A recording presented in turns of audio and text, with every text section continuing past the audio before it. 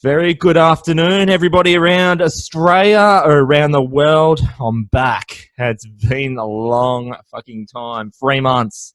So it's about a long service leave worth of time off. Not my intention. Just as you can see, new scenery here. We're now based here on the sunny GC. For people that aren't in Queensland or whatnot, that's the Gold Coast. DUANEO podcast back in action for episode 21. In year 2K21. And it's only fitting that for the first episode back and the first episode here based on the Gold Coast, we're going to have a Gold Coast local, so to speak, and he's been around more so on the music scene over these years. I've known this guy for quite some time. We're talking how many years, Nick? About 16, 17? What is it now? Yeah, since at least 2005. About 2005, yeah. So we've got about 16 years worth of stuff to bring up in the space of the next hour or so. So talking to Nick, who does his thing for local band, the Silenco. Used to play in a band a bit more heavier flavour called Inside.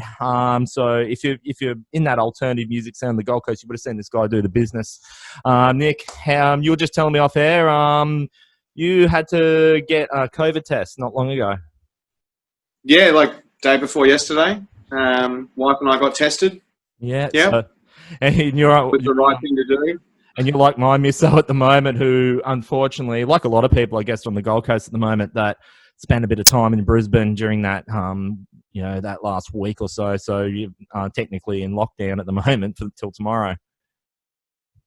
Oh, well, I mean, that was exactly why we went and got tested, man, because we had been in Brisbane on the 3rd of January. We went to South Bank with the little guy. And, so I thought it was the right thing to do, go get tested, and came back with a negative result in about 12 hours. Perfect. So, yeah, it was good. Yeah. It's not a nice test, though. No, I've heard that too, and that's sort of what... There's one thing that, needles is one thing, but... hearing to have something shoved up your schnoz. And I've got a pretty long schnoz too, and it's pretty curved in. You can probably see there. So I'll be a hard time. I haven't never had the test. So, and I guess it's not that bad. It's just like, they stick it up your nose and it kind of feels like they're scraping your brain for a second. Yeah, I've heard stories about it. My mum had to get one back in July. So, and she's, caused her nose to bleed a bit. So, but you're fitting well and you're having a few Sunday afternoon bevies there. So how have you thought, I guess, with the whole COVID thing, and for me personally, and it's something that I'm trying to just, fuck it, let's just get on with life kind of thing. But being a musician on the Gold Coast, how has it fared for you this past 12 months? It would have sucked. Well, we were kind of in a fortunate position in the sense that we just wrapped up recording a new album. So it kind of gave us a little bit of time to get organised with everything that we needed to do to be able to release it. Mm-hmm. So we took the time to save up some money, work on our live stage show. Obviously, we were fortunate enough to be able to continue rehearsals. Mm-hmm. So we're working on our live stage show, and we've got multiple people shooting videos around the world. Because we're doing videos for every song that we're releasing. Yeah. So things have been able to keep moving, and we weren't gigging, so it wasn't something that affected us as much as it has other bands. We did do one show in October, Mo's Desert, Burley. Yeah, Mo's Desert Clubhouse. Yeah. It was a great show. Yeah. But yeah, they had the rules in place, like you weren't allowed to dance, and it was only a cap for 50 people. So it was kind of like, it just feels weird, being up on stage and having a 3-meter gap at a local show. Well, let's put it this way. You said it was in September, so it's weird now that I'm on the GC, but back in September, I couldn't even enter the joint. So that was my excuse for not attending, Nick. So I wasn't allowed into Queensland at that point. So, but yeah. I'll let you off this one time, all right? Shit, it's been so crazy. Like, I was just thinking, the last gig I actually went to, it's been nearly a full year. And that was when Atreyu played in February. That was back in Brisbane. A mutual friend of ours, Ricky T, was at that show. So, Yeah, Atreyu. That was pretty much the last one, and it's probably going to be the last one for a little while. Because, it's just it's been so insane. Like, but as you're saying, about recording, it's like it's actually reassuring to hear that that you like your boys that haven't taken your foot off the pedal. You're just like, sure, you're not playing as many gigs, but you're filming film clips, you're writing music, and that's on Parkway Drive. I guess we're doing the same thing because they had a national tour planned throughout June. They haven't played a show since the Good Things Festival. The last time I saw you, actually, like over a year ago. Yeah. And so all they did was they swapped their calendar around because they were always intending on writing and doing film clips and writing stuff for their next new album, whatever that may be. That was not going to happen until 2021, and they were going to play shows 2020. So they've just swapped. So I guess in a way, it's not really interrupting too much. Would you agree? I think it depends on the band. Yeah, like yeah. I definitely feel for a lot of the bands that had new material ready to go and weren't able to release it and tour it. Like a good example of that is Every Time I Die. Finished their album a while ago, and they were ready to release it. But naturally, for a band like that, they're not a massive name in every household. They're big in their scene, but not in every household. So that's right. For them, like their money really is made from touring, and that's right. You can definitely. It's hurting a lot of those kinds of bands. I think the bigger bands I guess they got enough money, so bugger them. Well, I mean, if you're living in Byron Bay and you can have the year off touring, I guess it shows your hand a little bit. But speaking of which, it's Jeff's birthday today, so happy birthday, Jeff! If you happen to be watching, away from writing music for Parkway, he's a good fella. But yeah, you're saying that that music scene's certainly been hit hard. And I was looking the other day. I was tagged in a post on Instagram by my better half. Apparently, Cog's playing at Moe's. I think, what was it, next month? And then I looked at the. I had a look at how much they were charging for a ticket, and how much is it? I mean, I'm curious. $70. Yeah, I had a feeling it'd be about that much. Yeah, I mean, look, you and I, as I said, we've seen Cog over the years. I think the New Normal is probably one of the best Australian albums that have ever been written. And but I also think, and I'm just calling a spade here. Cog are an amazing fucking band. But I think for me that you can only chew gum for so long, and I think. The last couple of times I've seen Cog, they're still just pushing that album even after all this time, about over a past decade. And this is just me, but I don't feel the need to throw $70 at seeing Cog for the 30th time or whatever. But but if you've never seen Cog before, by all means go and do it if you're lucky enough to get a ticket with all the capacity. But what's your take on it? Well, it's 2/3 of it are already sold, apparently. Really? Yeah. I actually think that, look, it is a bit dear for me personally, but I also understand the ticket pricing. Cog have got a lot of travel costs and a lot of they've got a staff. Like they've got a crew of people that work with them. So essentially, they have to pay all those people. But also the sweetener in it all, man, is that Jason from Sunk Loto is going to be opening the set with his new material. Yeah, I didn't. I must have missed that. Yeah, he's the opener. I mean, obviously he's playing the festival that coincides with them. But yeah, he'll be doing that gig too. So I mean, you're getting two pretty big acts. So I think that the money's justified in that sense. Yeah. Okay. Well, I guess you're right, and especially now, I guess with COVID, and I think a lot of bands are playing catch up with finances because they've just been hit for six. I guess it's also, I think you and I also, in a sense, we've been sport. We got to witness and see a lot of great bands on a regular basis. And some of those living in Byron Bay. Well, I was really fortunate enough to see a lot of great international bands that I would not thought in a million years that I'd see Gene Hoglan play drums where I did my exams at Byron Bay High School. So, and it comes off the back of a great hardcore scene, and it's just, unfortunately, like disco, it has its time, and it's just, now it's a trivia question now. But that's all good things. Sometimes I guess have to come to an end, and there's just little trickles there with, I guess with Parkway Drive and their success. It comes. We got to share with the world now, and not just in our backyard or in Australia. So, but that's what they wanted to do. Yeah. Well, they didn't play it. Well, you see in documentaries and stuff, it's never their intention, and I could certainly know that to be the case. But they just, right time, right place, right idea, and so. I think exactly what you said: right time, right place, but also a lot of hard work. Like those boys, absolutely, they didn't stop, and like you see all that footage on their DVD of them touring and just sleeping on the ground, outside their van on the side of the road. That's like, right. It's tough. It's not an easy industry to be involved in. That's for sure. Well, let's now would be a good time to share some of your touring stories, because that's one thing knowing you over the years, and I've seen you play probably just as much, if not more, than Parkway across two bands. Other than Parkway, it's probably I've seen you play probably the most. But really sorry.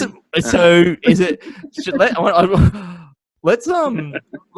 The question I want to put to you is, what's some of your most memorable touring stories with the lads, either with Silenco or inside? Like, you've went to the States once or twice, and you've done a few quite a shows around the country. Is there any, thinking what the fuck moments along the way that sticks to mind? Oh, well, I mean, look, if you want to go straight into the bigger sort of tour. Inside did towards the end of our career, we did a 26-state tour around America supporting El Nino, playing with also Sunflower Dead and Carolina Burn, who were the other local acts on the tour with us. Man, it was a lot of fun. It was crazy. I still talk about it quite regularly. It's one of those things that just doesn't happen to a lot of people, and we got really lucky that we were in a position that we were able to take advantage of doing something like that. And I learned a lot through being on the road for that long, especially doing the heavy thing. As a vocalist, you learn a lot about what your capabilities are and the best way to achieve the best possible show every time that you play. I mean, as far as like great touring memories, I mean. Where do I start? Like, we were got all the time you need, man. Got all the time in the world. Bus for 5 weeks. Every morning I'd wake up in a different city. We'd go load all the gear in, set up the merch desks, and then have a bit of an explore. And then play the show to packed houses, hang out with people, drink lots of booze, fall asleep on the bus, and wake up in a new town the next day and do it all over again. Did you end up getting Did you end up having to get a shirt with, say, your passport on it saying "I survived LAX" on there? Because I went through the LAX once, and I seriously, it's when you think we have to jump through hoops now to travel, but. You sit on a plane for 13 hours from Brisbane, and then you got to ask, I think, the sort of questions where you're going to give a smart aleck answer. Like I handed my passport over when I went to Canada, and I had to stop at LAX, and they straight away they said, "What's your nationality of passport?" Even though it's written on the front. And so you're expected to think you're 13 hours, and you're going to say something stupid, and then it almost feels like that's it gives them ammunition to go nuts on you. So you have to be quite composed. It's almost like trick questions that I ask you. So it's hypothetical questions. But did you find any of that when you went through? Oh, I had a pretty smooth run. Like we went 3 times, or Josh and I went 3 times. The first time we went as a whole band, and we were supposed to be doing like showcases in a few different cities, and it sort of panned out that we only ended up doing the one in LA at Whiskey. and it was on the night we were leaving. And I guess my best LAX story is we played the Whiskey A Go Go like at 5 p.m. or something. We got off stage after a half-hour set, packed all the gear up that we'd hired, gave it to the hire place, then jumped in an Uber and legged it to LAX. And we were on our flight, like I think 45 minutes after we got off stage. Yeah. We were on the plane. Back to Australia. Yeah. Yeah, Yeah, so right. LAX wasn't that bad for us. Yeah. No, I should say it's better when they know you're going home. I should say, like, because when I came back from Toronto, went through LA, and I had, you know, had the gentleman like check my passport and stuff, and then he says, "Oh, you got anyone waiting for you?" I said, "Yeah, my ex at the time who I was with." I don't know if you met her, my ex, but anyway, this was 6 years ago nearly, and it's like I said, "Yeah, I got someone," and he was just all warm and, you know, welcome. It's like you get a whole different vibe. But instead, when you're coming into the country, it's like, oh god, it's like, but now we're just getting that on a domestic level with border closures here, and it's travel's just uncertain. Oh, it's a different world now. Yeah, very different world now. It's I'm not planning on going anywhere anytime soon. Well, that's for sure. that's the thing. I hate flying at the best of times. I haven't been on a plane since I went to Melbourne back in February last year, and I'm basically, once this vaccine gets rolled out here, I'm basically only going as far as my Kia Cerato will let me, basically, like within a day trip. Yeah, so. It's just, I don't want to be caught one of those people where I go down to Melbourne and then I'm going to have to do 14 days quarantine on the way back. I'm seeing, like, at this present time, my sister's up here at the moment from Melbourne, and she was due to fly out of Ballina. What was it? Today, actually, the 10th. Then New Year's Eve, obviously what's happened, Victoria closed off to New South Wales because she spent New Year's Eve in Byron Bay. And so she's come up here, stay up here until the 16th. And now there's uncertainty around all this bullshit that's happening in Brisbane at the moment. So, but then they're talking about New South Wales being open to Victoria. And so she's done the right thing. And now it's going to potentially swap. And so it's just insane. I'm sure she'll be fine, man. Look, at the end of the day, it's just about doing the right thing. If you've been in a potential hotspot, you know, then get home as soon as you can, get tested, do the quarantine if that's what they ask of you. Like, I think a lot of people, and this could be a shitty take to some people out there, but me personally, I just think that it's not about everyone individually. Everyone keeps taking it personally. Yeah, and it's a big thing. It affects everybody. Absolutely. So if you just do your bit, like just your little bit, you know, like get tested, stay at home, like just, you know, do the right thing. We can get back to some sort of a sense of normalcy sooner rather than later. Spot on. But there's just one problem, is that common sense ain't so common. And Friday was a perfect example of that. Yeah. It's like America's really sticking it to us now with that point. Well, you look at this, it's like the thing that shits me about, other than the fucking panic buying, is that like those same sort of people are on Twitter. They're just talking shit on Twitter. It's like Twitter's the toilet door, I believe. It's just they're all just they're just, if someone gets sick, it's like, it's like you're the world's biggest asshole. And it's, no one wants to get this fucking, this germ, but no one asked to get it. No one asked to get it, but then it's like all of a sudden, this person should have fucking done this, done that, and it's just bullshit. Like, people still need to work, people still need to live their lives, and as a whole, Australia's doing quite well, but we need to fucking move forward instead of keep going backwards. And so when I see this panic buying that's happened, then these people are ripping into people that are getting sick and working, yet they've come all the way down from Brisbane all the way down to our backyard to come and panic buy, which we proved that a year ago that is way over the top then. Now all of a sudden they're all coming here panic buying and work doing it in Oh, droves. hold on, man. This strain's more contagious, so in theory, they need to panic buy. You know, like that's. I'm being sarcastic, all right? Yeah, It's yeah. ridiculous. I figured, but I There just was a think woman behind me. I went to the shops today, like, because I had to get a couple of things to make dinner tonight for the family, and I wore my mask at the shops. You know, I was doing the right thing, and it's mostly okay. I don't want to be crucified for saying something like this, but I go noticed for it, it's man. mostly the older generation that are the ones not taking it as seriously. Like this older woman was standing like right behind me, and I'm like, I'm wearing a mask, sweetheart. You might want to take a couple I of think steps back. I think And she had 4 rolls of like toilet paper, of 12 packs of toilet paper in her shit. own. It's like, Well, do you shit that much? can I?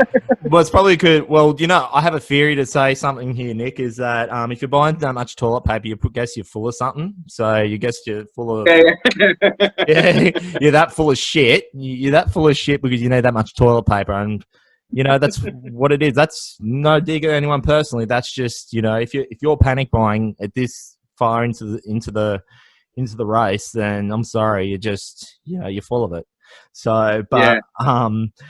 but with that being said, it's funny when you put it. Well, I went for coffee back in August. I had to pick my mum up from the hospital. Like she had elective surgery done. Or she didn't get it done that day. It was and the thing was, is because of those border. This was back in the height when we had those border closures with Queensland, New South, and all the doctors up this way couldn't get down to Lismore. So I had to pick her up from Ballina because she caught a bus. And so I went and got this coffee, and then there was a table of all these elderly people, about 10 of them, and they were all just there, doing their thing. And I was like you, man. I was like, why are they, in the height of all this? And it's like, well, my mum said they don't really care because they're living their life for the short time that they've got. To put it in a way, that makes sense. Yeah, they've got only maybe, because trust me, there's a lot of things that they'd be more concerned about than COVID. Like, so they're probably some of them are probably already sick, so they're probably like, we're gonna stay secluded for 6 months and stuff. Let's live our life. Let's be happy. Be happy for what we've got, and make most of the time that you do have. But people are tending to forget that as well. Look, I think that again, it comes back to what I originally said, in that like it's bigger than just any one of us. It's something that we all have to do together. That's right. Like it's a tricky situation to weigh in on, man. Like my opinion doesn't mean anything. At the end of the day, opinion. Yeah, I'm going to do everything I can to try and do the right thing personally. Right. If other people feel differently towards that, then that's their prerogative. Absolutely. Because but I'm going to keep trying to do what I think is the right thing. that's all you can do. You can only do you, and that's the way to go about it in life. Is because we start worrying about other people, and it's going to be it's because there was a time where it was like the unknown, and now the thing is we know so much more about it now, and we can deal with it, and it's someone that we all have to deal with for a bit longer. But as I said, we'll just do the best we can. But it's, aside from the COVID shit, man, it's like I was at the cricket the other night at the Big Bash, and I was sitting there, and I said, here's the thing I don't understand is they've got this lockdown. I got a text from one of my mates, who I commentate footy with, and long friend of mine who's been on the podcast here plenty of times. Hello, Shori. But he was sending me a message if I wanted to go to the cricket next Sunday up at the Gabba. But the funny thing is that I was reading in the news today that we have a 3-day lockdown in Brisbane at the present, and then they're talking about not just having this game of cricket, but they're still having it with their 100% capacity. And I'm like, something doesn't add up there. So they're still happy to pack the stadium. Like, they probably wouldn't get a full house. They don't normally. Didn't you know, man, that you can't catch COVID from sport? Yeah, that's right. It's as long as people are actively playing sport, you can't catch it. Yeah, that's right. Yeah, well, I'm just. God forbid someone play a guitar in front of you. Yeah, well, that's right. You're definitely going to get COVID.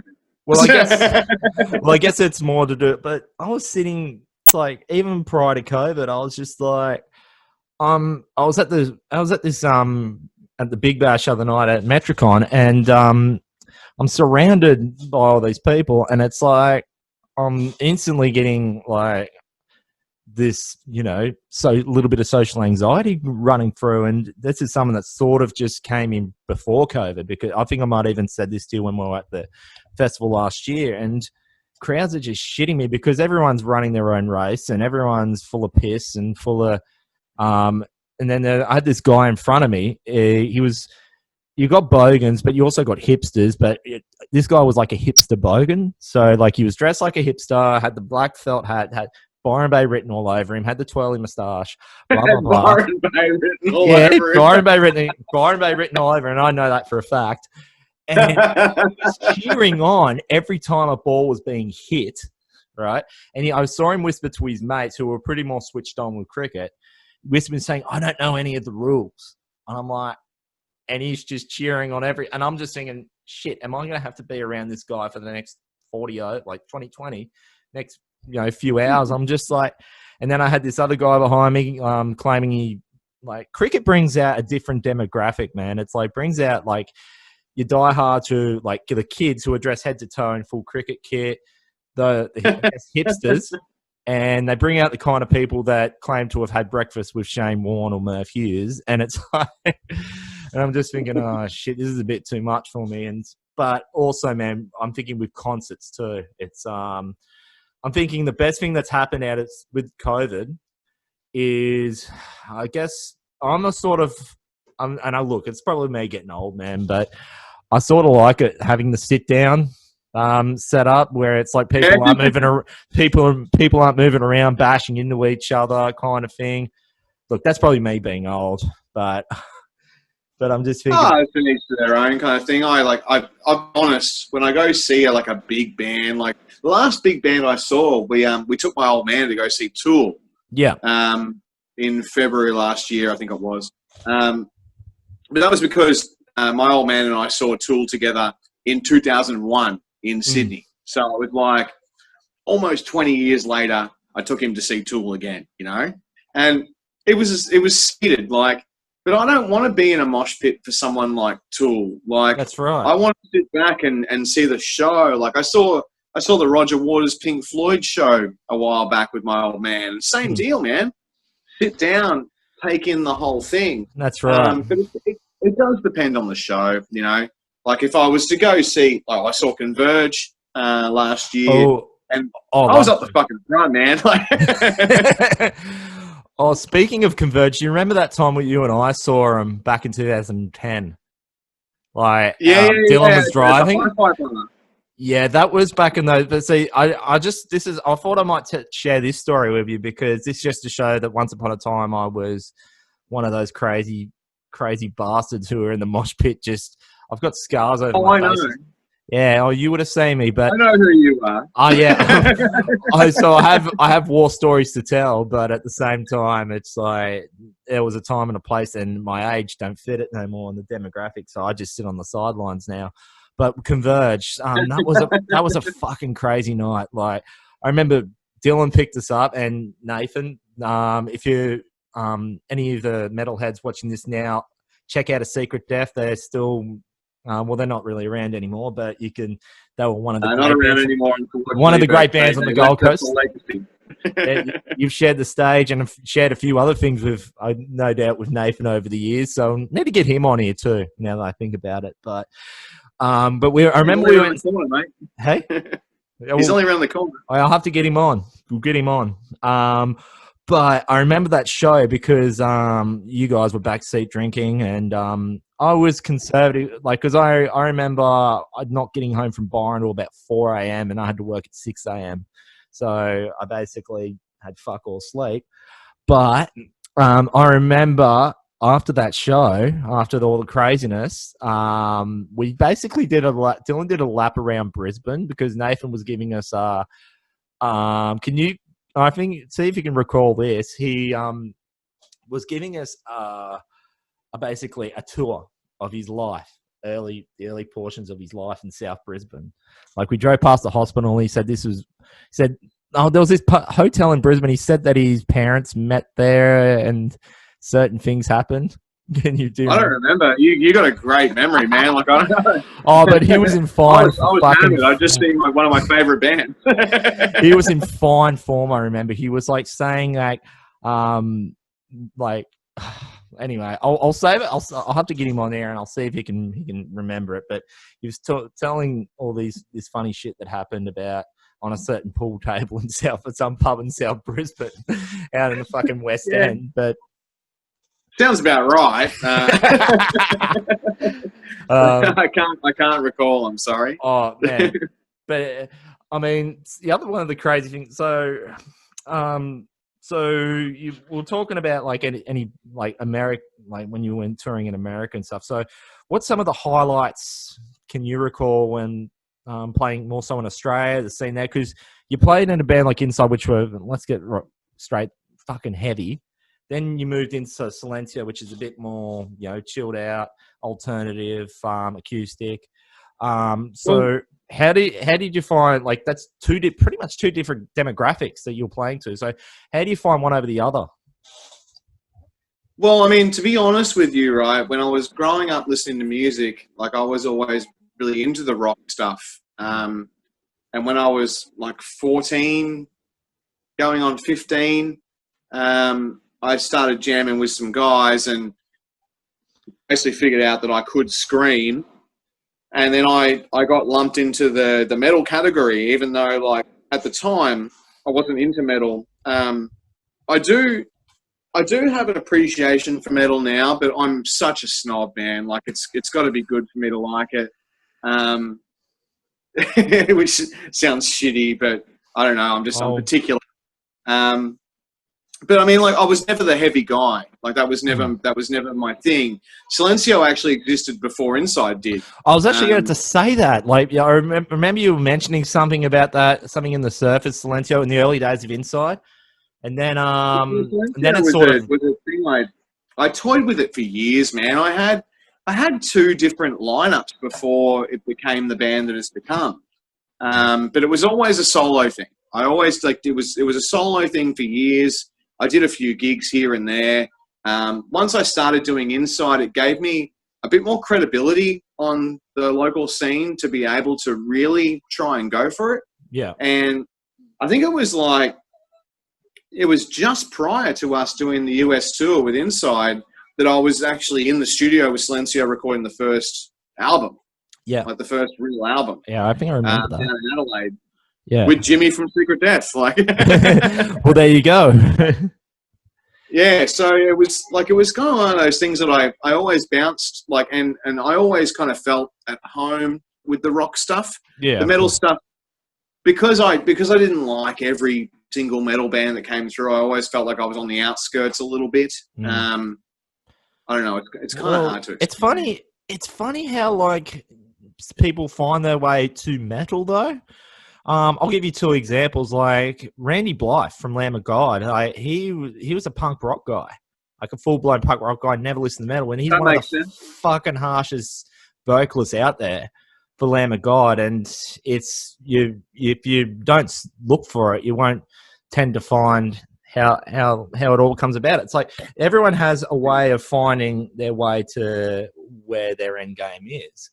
For me, it was what got me into metal, and I always tell this story. It's like, yeah, I listened to Metallica when I'm in the schoolyard and Pantera, but I listened to a lot of other shit too, like whatever was on Rage on a Saturday morning mainly. But I was up until about 2000, and then I picked Kid Rock's album, Devil Without a Cause, and and I was fucking.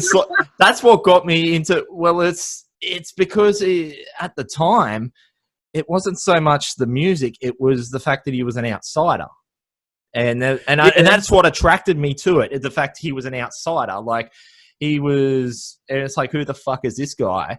And that's what intrigued me more, because he wasn't fucking mainstream. He was this outsider, and then I looked and I was thinking, I want to know about more people that are and more artists that are on the outside. So it took me down the Well, rabbit. that was me with Korn. Like Korn was that band for me. Yeah. They were the heaviest thing I listened to for years, and then yeah, I started figuring out I could scream, and I started getting into the more extreme end of metal. That's But right. yeah, Korn was, and again, it came down to the fact that they were outsiders, and so was I. You know. Yeah, that's right.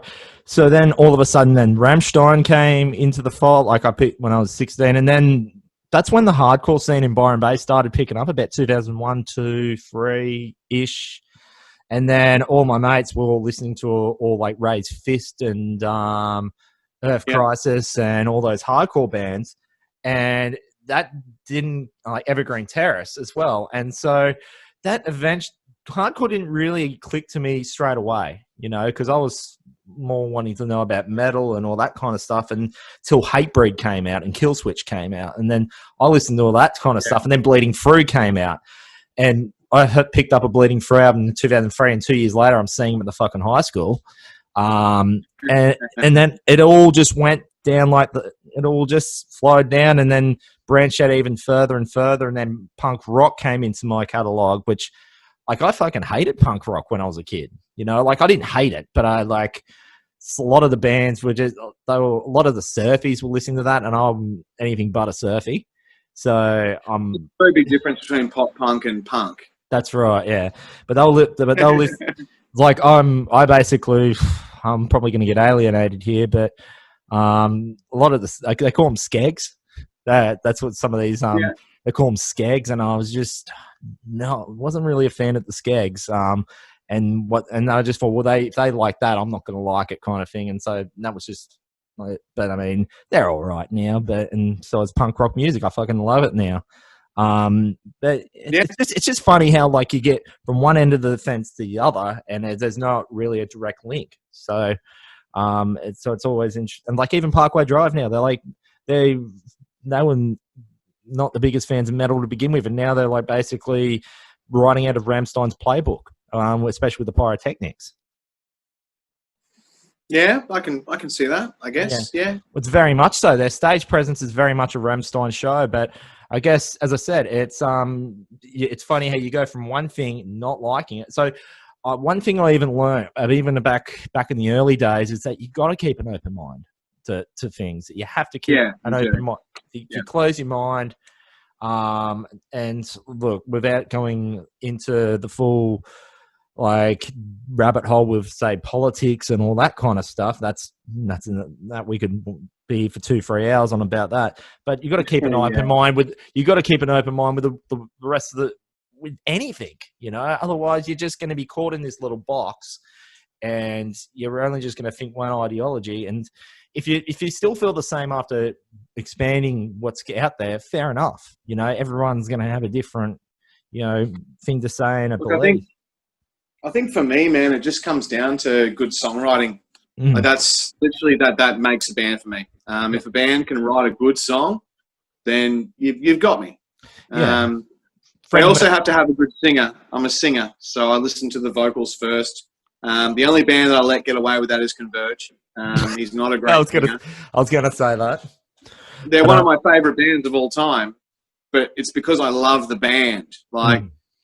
He does his role, you know, he does what needs to be done. But as far as a vocalist, he's definitely, he'd be at the very bottom of the band. What about Die As Murder as well? Like, I know. Oh, I love CJ, man. CJ's a legend. Absolutely. And he's got a beast of a voice, dude. Like, I can't do what he does. You know, like, no way. And I guess that's what I always compare it to is, can I do that? Not to. I hope that doesn't come across as cocky or anything, but I think about it like, can I actually achieve what that person up there is doing? Well, yeah. And I guess in some cases, if I can, I'm more inclined to be able to pass a proper judgment. But yeah, with Die Hard, man, that motherfucker's got a great voice. You'll remember this too, and it all comes down to hard work and dedication, and he is a fucking dedicated motherfucker in spades, you know. And I know this because I played with him in like 2005. I'll give it band. 5, 6, and it was in March. I think it was KV's birthday show at the Norton, and he was playing That with would have, yeah, it Evolve. would have been his 30th. Yeah. So was that Well, 5 or yeah, 6? it was Was 2006 or 2006? Yeah. 2007. No, it Yeah. was 6 because it was round about when one of the Overcrank shows warranted to memory. And I'm just but that motherfucker, was so dedicated. So he's reaping it all now, touring around the world. Well, not at the moment because of the whole COVID thing. Deserve it.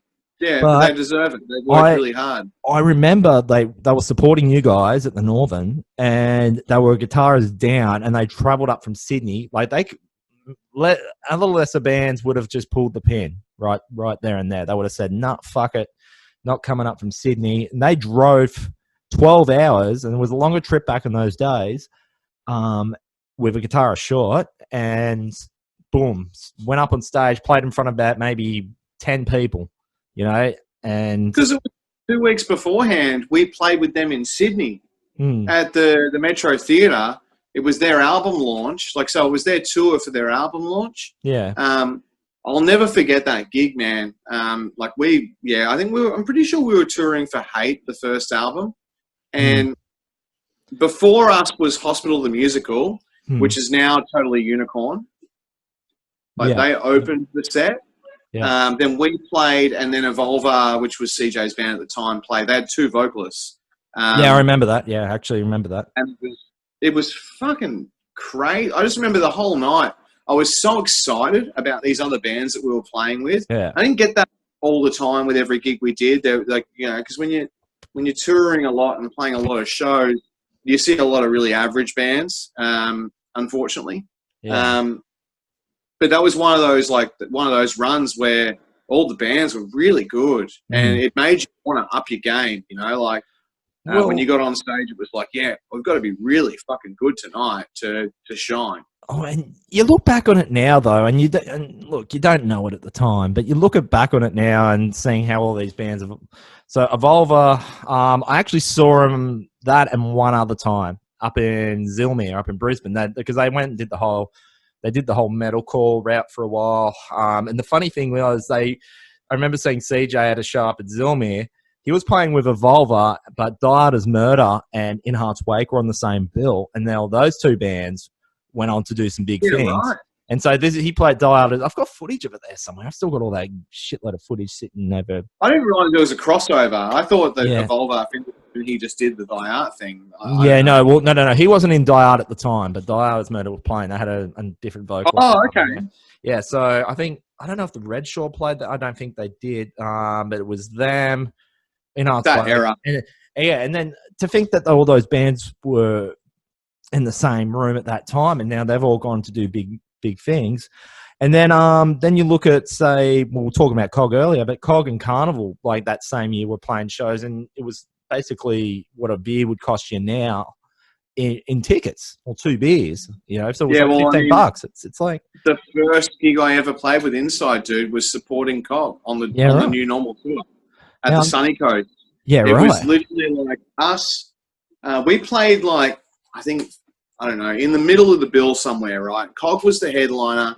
It was a festival show in a way, but not a traveling festival. Yeah. And the opening act was Violent Soho. They were the fucking opening. They were literally. It was my first ever gig with Inside, and we played 4 or 5 bands after them. Yeah, And now they're one of the biggest fucking bands in Australia. Well, here's this one for you. When Metal for the Brain back in 2000 and what was it, 2005? Yeah, 2005.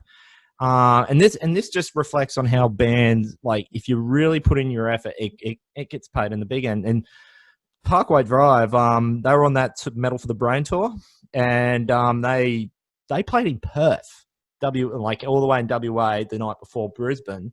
And they played late, and so they had to play that show, then flew to Sydney, then from Sydney, then played second. They played. It wasn't 2 stages, Was it not the Hi-Fi bar? It was Her Majesty's in the basement. So it was only there was only 1 stage in Brisbane. Yeah. Yeah. They played Her Majesty's, and it was this small ass little stage, as you know.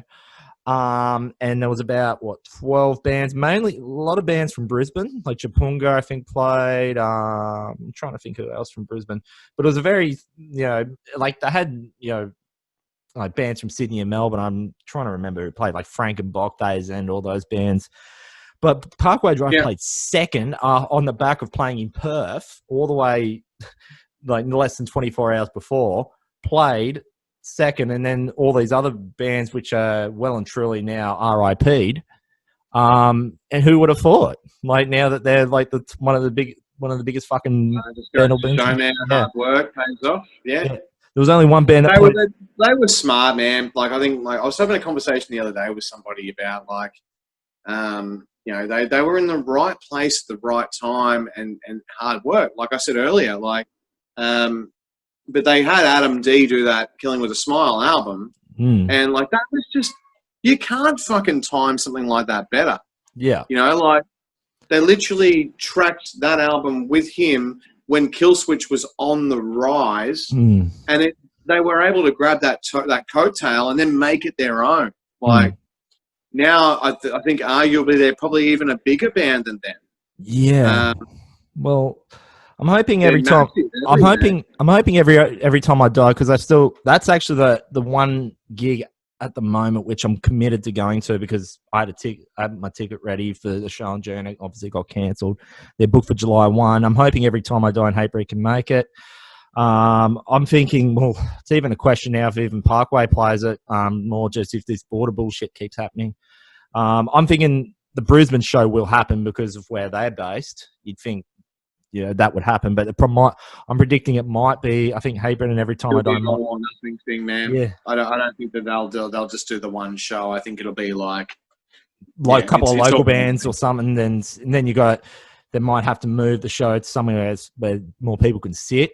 I'm thinking it's going to be interesting, but who knows what's going to happen in 2021? But hopefully they'll be able to get on the front foot, but. Which one thing I was thinking about, the one thing I have learned to appreciate is the live streaming of bands too. Like, especially like because I'm calling rugby league during the winter months and doing the live stream, so people, whether they can't make it for one other reason or another, and that was in spades in 2020, like people can't even go out of certain postcodes and stuff. It still gives them something to look forward to, and music's no different. And I'm probably in that headspace now where I'd rather pay $20-$30 to watch it live stream than paying $70-$80 for something, especially if I've seen it 30 times or 40 times, like in a crowd where people are just, doing their thing. Because I don't need to relive it again, but I still appreciate it. I would still like to watch it, providing it's live as live can be, not something pre-recorded 2 weeks ago in some studio, someone then charging a fee then. Like, if as long as it's live as I'm saying it. I think that's still fine. Like, I mean, still a concert. Like, yeah, no, I want it to feel like it's as proper as proper can be. Like if you're filming in some studio somewhere and with the pretty lights and stuff, and then having reruns and charging $30 for that, I think you still want to be able to provide some sort of like if you're not there, sort of like that you sort of are there. Like, and if it's sort of like it's about exclusivity, right? Like, so if you're going to pay the money to attend something like that, you want to feel like it's a one-off. Like, it's not the kind of thing that's going to turn up on YouTube a couple of years later. That's right. Yeah. It can be viewed by anybody. Yeah, look, that's fair. I think that's fair. But I don't necessarily feel it has to be like live in the moment. Like, I mean, I think Powderfinger did one just recently. Yeah. And that was all pre-recorded. And that early in the pandemic. It was pretty cool. Yeah. And early in the pandemic too, they I know Cooper's had like Living Ann play, James Rain, a couple of others, and I remember watching those on because there was fuck all else on other than horse racing. There was basically nothing happening. There was no sport, there was no concerts, there was nothing on telly. Netflix and all my movie catalogue got to run a couple of times over, documentaries. So that's one thing that got me through it a little bit. But I also thought, well, you know, it would be good if it was sort of like, if you know, if there's a concert happening like what you when you played at Mo's, it was I think was being live streamed. It's like, so if you can't be that there, one wasn't. oh, it wasn't. Oh, I thought. Nah, not that one. Mo's are doing that. I think Black Swamp did a gig, yeah, where they live streamed it. Yeah, that's right. Yeah. It's Mo's Desert TV, I think they call it. Mm. It's a great concept. Yeah, no, we haven't done that one. No. Yeah, and I would much, because as I said, coming from a background of live streaming sport on weekends, calling rugby league, it's I understand the concept, and I think that should be applied to music too. Because, like for example, if you were playing and I couldn't get over to Queensland at the time, like I'd be like, shit, I'd still want to watch it, you know. Yeah. And you're in your own little area, you got your own beers, you're not paying $10 a drink, and it's not all that bad. And it's just and if you're in a 3-day lockdown in Brisbane at the moment and you can't get to a concert on the Gold Coast, it provides somewhat stability, even if it's remotely. And I'd like to see that become a thing to stay. Oh, look, I'm all for it as well. I think it comes down to just being executed correctly. You know, like all these bigger bands can afford to pay the budget for having proper sound guys and proper videographers and having multiple cameras and, you know, splicing it together to make it look really good. The local bands aren't necessarily in that position.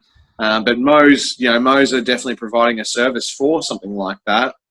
I think when we're in the process of launching our next single. When that comes out, if we're not able to do any touring whatsoever, then that'll be a route that we'll definitely look at. Yeah, well, because we need to show people what we sound like live. That's right. Well, it sort of gives you like a, what's that word?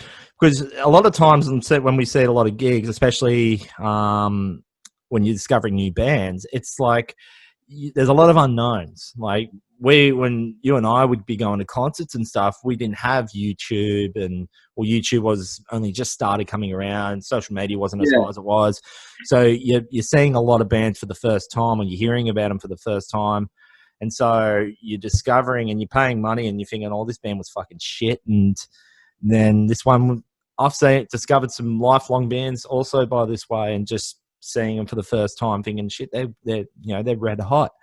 But so I guess it's, you know, you give and take a bit there, but you're right. Yeah, It gives people a platform. Say, look, this is who we are. This is what we do. This is how we perform, and you know, come see us if you dig it. It's extra platforms. Yeah, I agree. It's been multiple bands that I've gotten into after having seen live. There's been multiple bands that I loved prior to seeing live that I didn't love as much after having seen them live. Well, that's true, but I think like after we've been chatting this last hour or so, it's discovered we've been pretty spoiled about like normally about now we'd be gearing up for big day out and in the next week or two. And then festivals are all gone out the window and stuff, but it makes me appreciate too, like living in Byron Bay for all these years and seeing how much Byron Bay's changed as a town, and finally making the move away from there. And look, it was something that was on the cards for about a good 4 or 5 years because I could see how much it was changing. But when you were playing with Inside all those years and all the shows at the Northern, they were some of the best shows I've ever been to. Like, and that Byron actually had a decent scene, and Byron was a decent town back then. Now it's it means a lot to hear that, man. It really does. Yeah. I love how much you loved it. Like it's always going to be special to me. Oh man, it's just I know I always say this to Sav from Stone Mountain, Joshy and stuff. Some of those local shows were the best shows, some of the best nights out I've had. I mean, I remember I got turfed out in one of them at Lismore all those years ago. So all those Tats Hotel shows out at Lismore, the Northern. Yeah.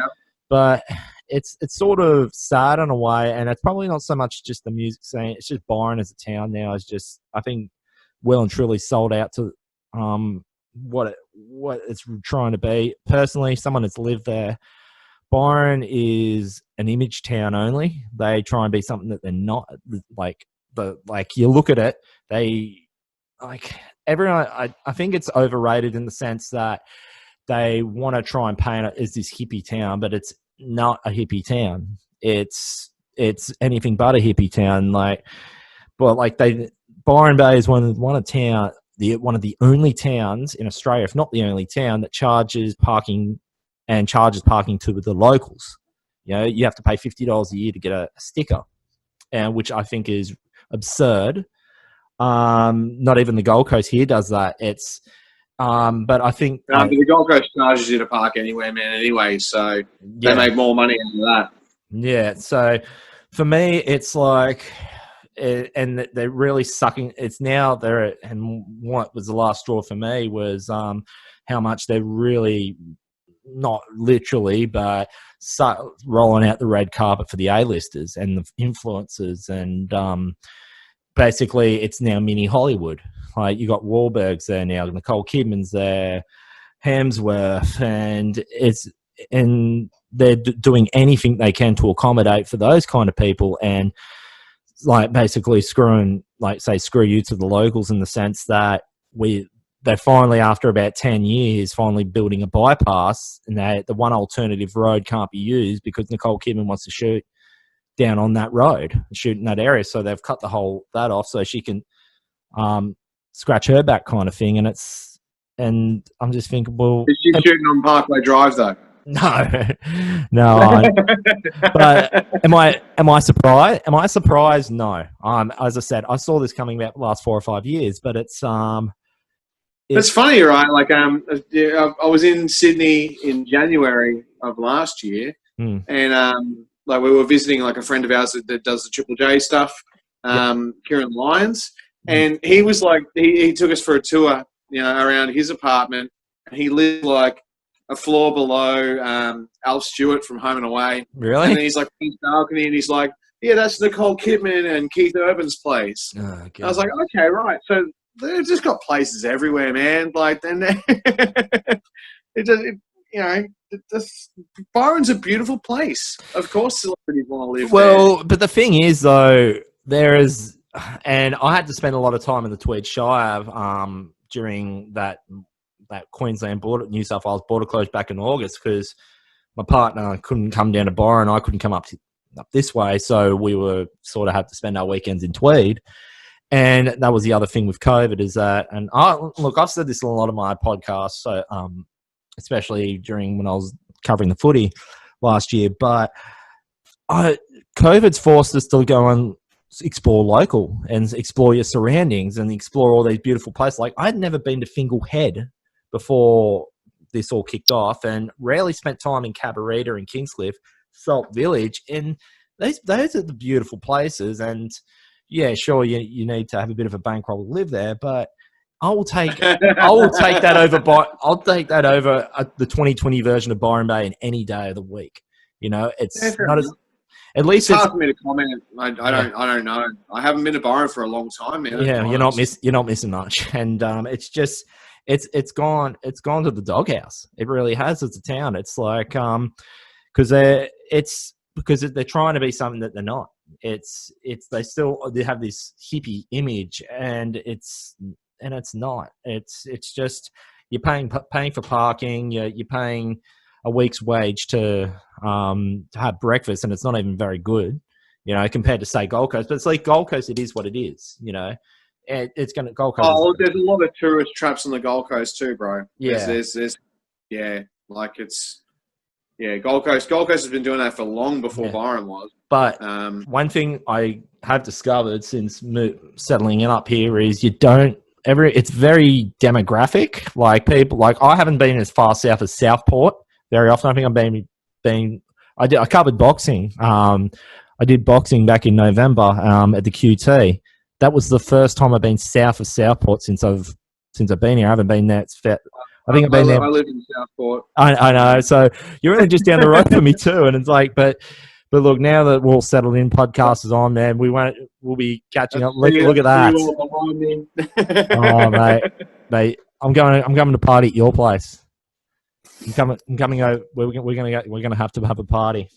It's a good spot. Like, yeah, it's a good spot. Yeah. But have you figured that out too? Like, if you, I don't like all the meth heads that are around here. Yeah, no, I don't like that. no, Especially because we have a 4-year-old or Yeah. almost 4-year-old. yeah, I don't like that. But I mean, Yeah. I lived in Surfers for fucking 12 years, man. Yeah, that's right. But I find that to I've be, seen it all. but I find that if you're a southerner, you're a southerner. Everything you need's there. If you're on one end of the neighborhood, you kind of stick to that neighborhood. As I said, I'm now up in the northern end. It's like I still go down. Well, look, I still go down to Byron for work, like 1 day a week, 2 days a week, or whatever. So I'm not Really? complete. Yeah, well, I still kind of tied in that way, but I have a working relationship with Byron. I'm still going to be. I still got the Northern Rivers at heart. So I still think it's my home, the Northern Rivers, but I'm just. And it always will be, but you're still driving to Byron for work, really? Yeah. Well, yeah, but it's Right. that's a whole nother thing. But it's still I still like to have the work. It's still good to have the working relationship there, and I'm still going to be calling rugby league down there too this year. So there's all little bits and pieces about the Northern Rivers, which is so beautiful. But I'm just saying more so on the politics of what Byron Bay is today. It's just like I think they set themselves up to try and be that way, to be different to, say, a Cabarita or a Coolangatta or a Kingscliff or something like that. But Byron's always been different, though. Byron was always different. But it's not really. That's the point. That's the point I'm trying to make. It's not much more different to, say, a Kingscliff or a Coolangatta. It's just they don't want to have McDonald's and KFC because they think it will ruin their image. But it's not much more different, man. And that's why I said there's a lot more better places out there than and the infrastructure is just not holding up because there is no infrastructure. I mean, you can say the same about the Gold Coast, mate. The whole light rail thing screwed a lot of people over when they put that in. They don't talk about that. No.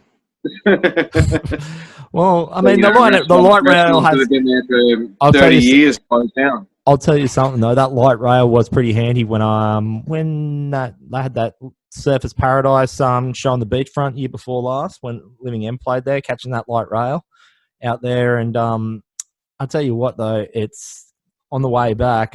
There's always a story to be told after catching one of those light rails on a Friday night. You probably agree. I can't say I have. But you never caught it? Look, I've been on the light rail, and yeah, it is what it is. Look, I think it's a great thing. Don't get me wrong. I just think when you're going to do something like that to a town, you need to really listen to what the residents have to say before you do something like that. Of course. And it was something that just wasn't even considered. So a lot of people hurt as a result of that. Well, and it's a bit of a soft spot actually. That's true. Me personally, but I just, some of my favourite restaurants are gone now. Was that because of COVID or just because of the light rail? No, because of the light rail. Oh, yeah, okay. Because I noticed COVID's now affecting the other favourite restaurants I had. Well, yeah. Well, even like you go to Robina Town Centre now, like half their food court's gutted. And I wasn't surprised by that because when I went up there in July, and that's when I noticed it, a lot of people from down the Northern Rivers, their point to go to is Robina, the town centre, and all those food places were just gone, and so the tourism as well as the hospitality industry has taken an absolute slamming, especially up this way, and so hopefully there's some brighter things ahead coming up in the next coming months, but we'll soon see. I mean, I think like with the whole border closures and everything, it's just hurt all those businesses probably a bit too much. Can we pause for 2 seconds? Yeah, sure. Hang on. Yeah. Hang on. Thank you. Yeah, so I was just having a look at there's an Instagram page which we were talking about Byron is called Lords. I think Lords of Byron, and just now there's some bloke there that's just got about 2 big Woolies shopping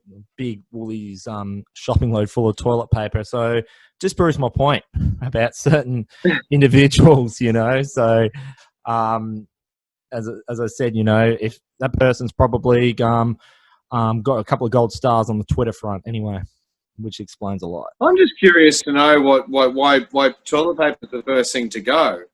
Oh, It doesn't make any sense to me that toilet paper is the first thing to go. But you know what, Nick? I didn't know either until I just thought the other day. I said, if you're full of toilet paper, you're full of something else.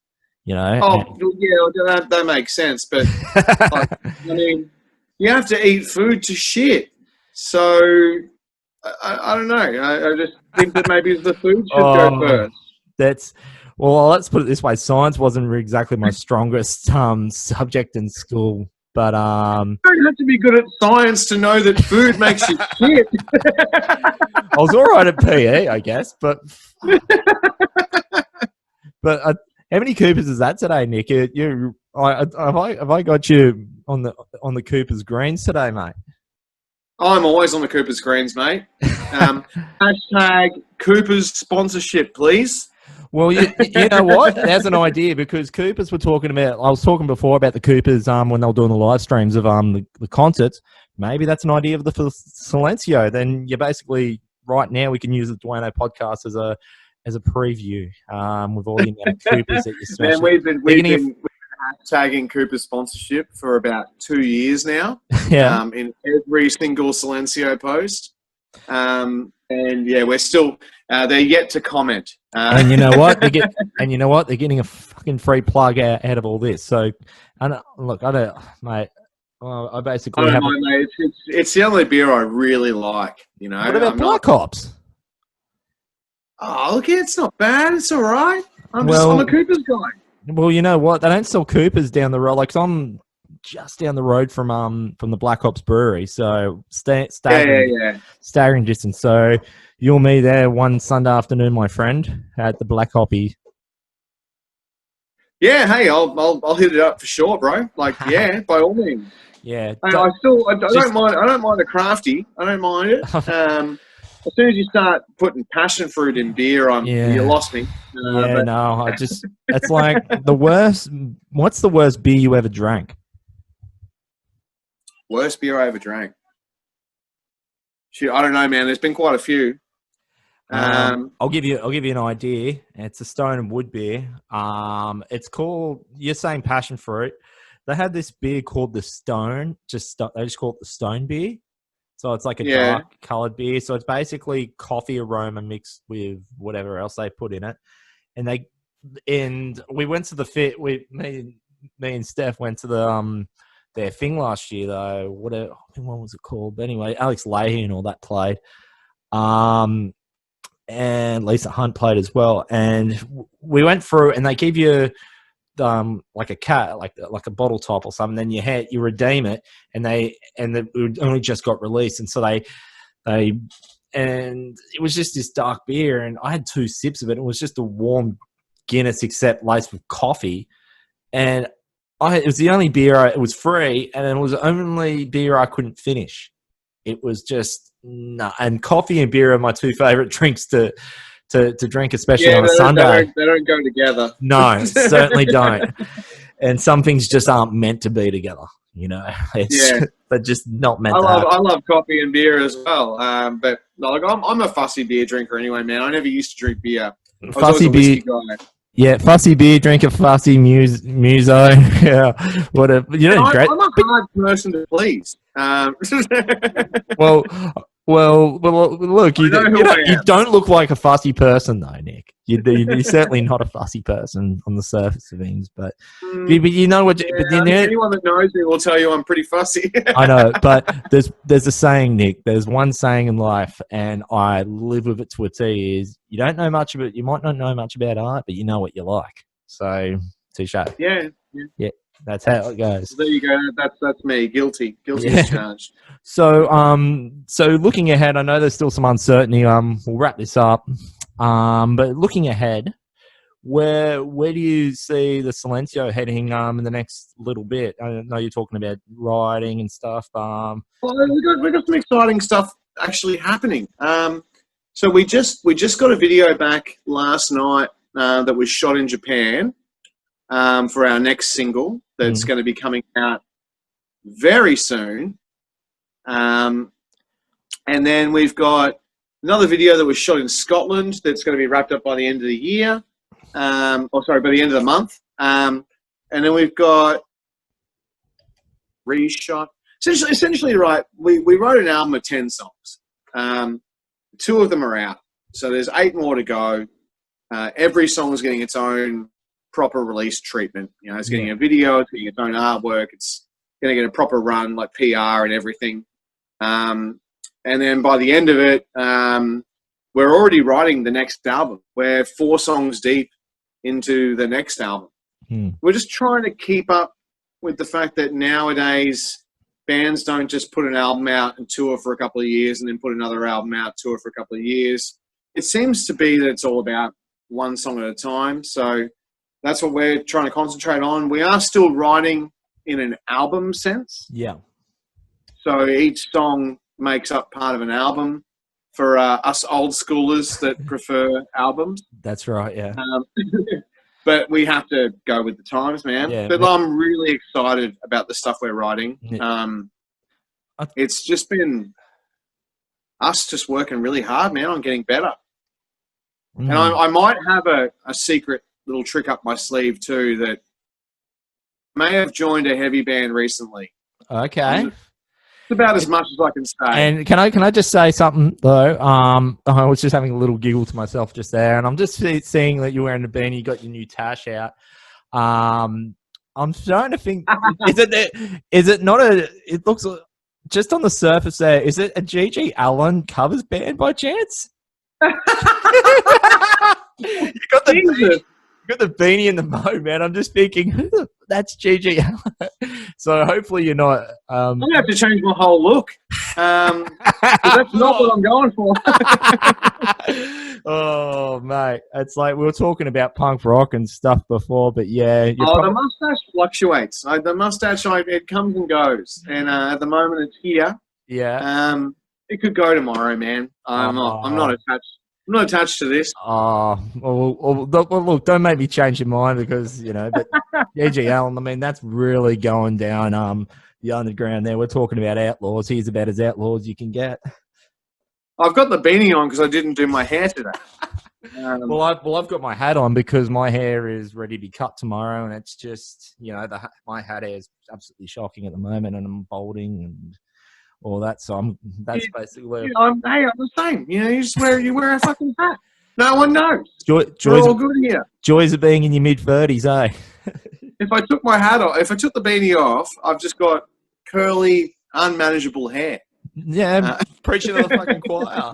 Preaching to the choir, and it's like, and then yeah, when I have to go and do footy commentary and have to comb it and all that kind of stuff, and it's like it's half a day just getting that ready. So, no, it'll be manageable by tomorrow at some point, you'd think, but. I think us boys spend more time in the bathroom getting ready than the ladies these days. That's pretty much, you're pretty much spot on there. As I said, that's living in the 30s.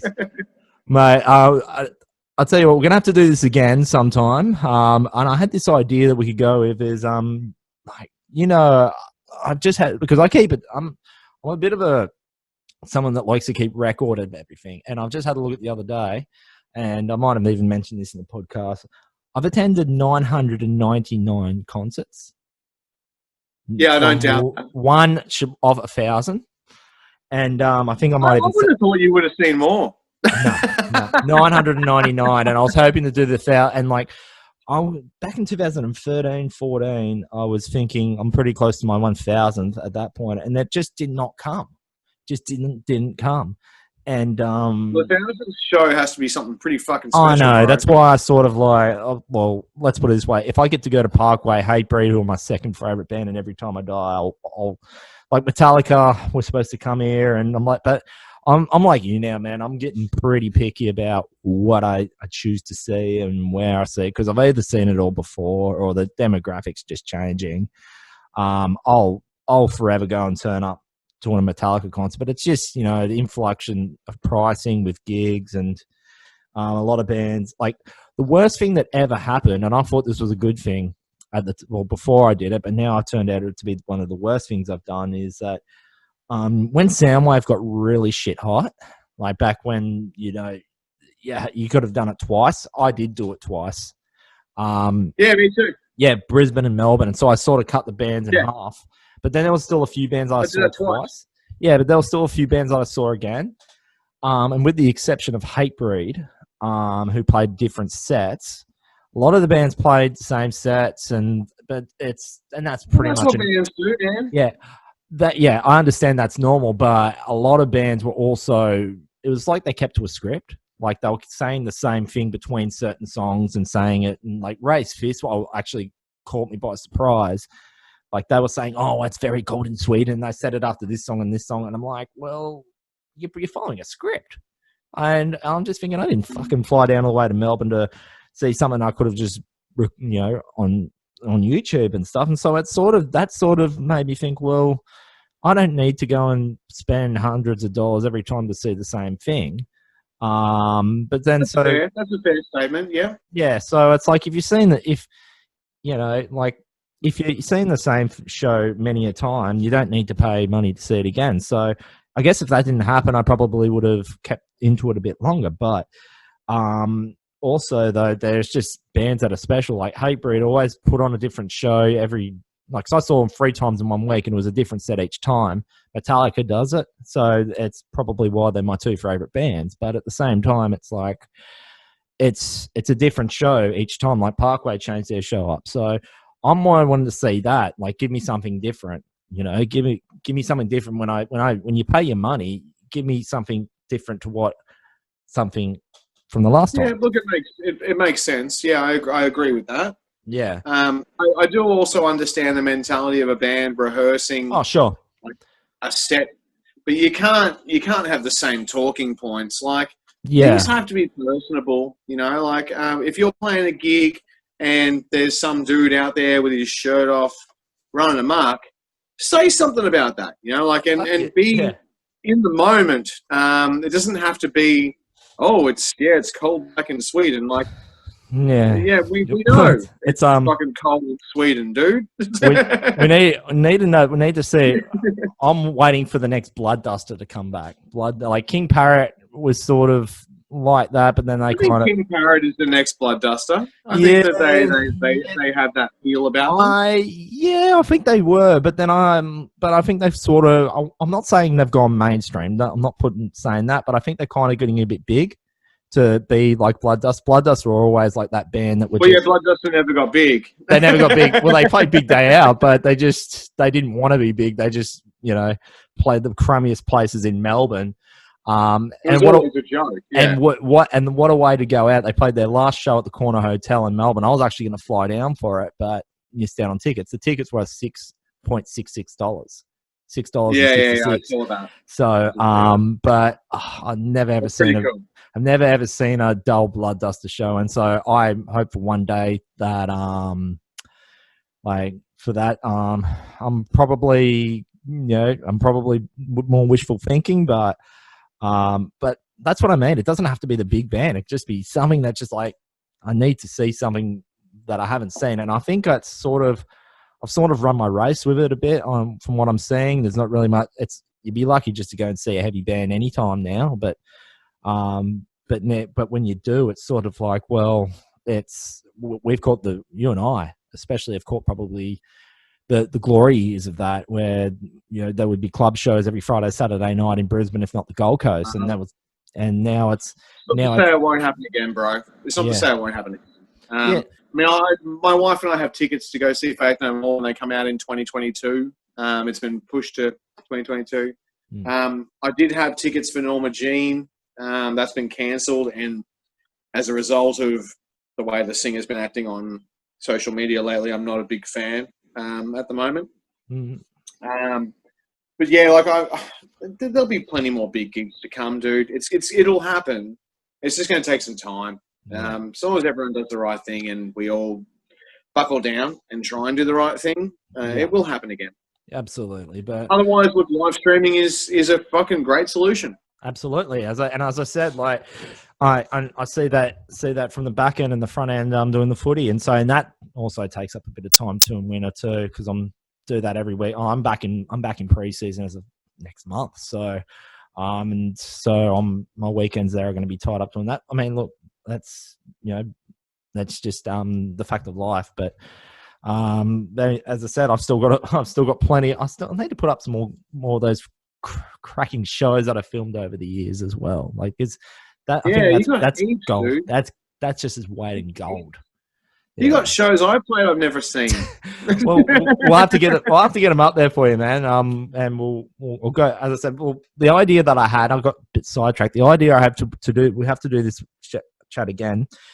Is I've got a list of gigs, right? And what I'll do is I'll send them to you, like all the shows I've been to, and then what we'll do is we'll get someone, we'll get either one of our mutual friends, either Dylan, Scotty, Ricky, or whatever, and we'll pick a year from that year, and we can have a look and see what we're there, and we can talk about the memories of that show. Like we did that today with Converge, talked about that, but we could probably we could make about maybe 10 shows based on that, and there was some great memories from a lot of those shows. Heaps, man. Yeah, so we can have a look at it and sing, oh shit, I remember doing this, and this. So let's make that happen, man. That's our next project. I've always got a lot of time for Scotty and Ricky, mate. So yeah, we'll make it happen, man. I'll put the message out there, and we'll get that happening. And we'll get that happening before I start having to talk football again.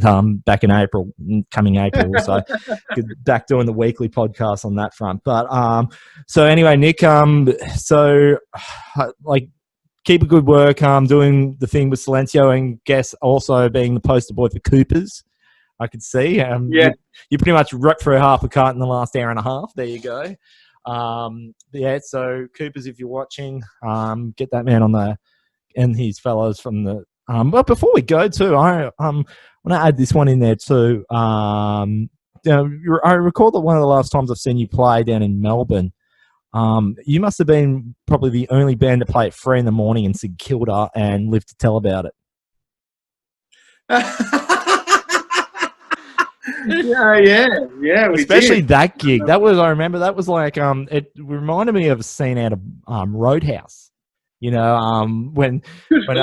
you're playing that, and everyone was just, oh mate, that was you're talking about meth heads. I remember. I thought it was hilarious because when we got to the gig, like, so we turned up at like midnight to play this show in St Kilda at the Vineyard, which was hosted by.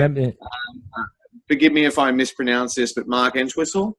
Who plays guitar and does the vocals for the Mercy Kills. Yeah. So he like put those shows on, and when we got there, we loaded in. We're like, this is a fucking restaurant. Like, how are we going to be playing a show here?